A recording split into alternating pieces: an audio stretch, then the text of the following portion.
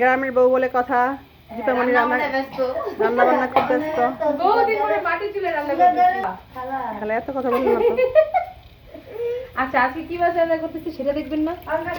পাঙ্গাস মাছ, নদীর পাঙ্গাসের যে ছোট ছোট বাচ্চাগুলো, এই যে এগুলো রান্না করতেছি। Yes. না দিম না ভাই, মাটির চুলা রান্নার মতো রান্না আর কিছু হয় না, এটা টেস্টই আলাদা। আমার সব থেকে প্রিয় খাবার হচ্ছে মাটির চুলা রান্না, বুঝছেন?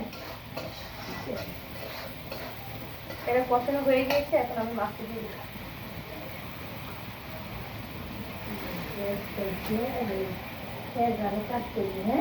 হ্যাঁ দীপামণি রান্না করছে। দীপামণি আর ননদিনীরা খাবে, আমি ননদিনীর জন্য রান্না করতেছি।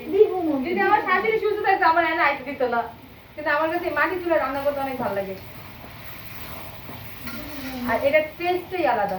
না আপু ঠিক বলছো না বলেন? তুমি ঠিক বলেছো। ওকে, এবার আপনি চেক করুন।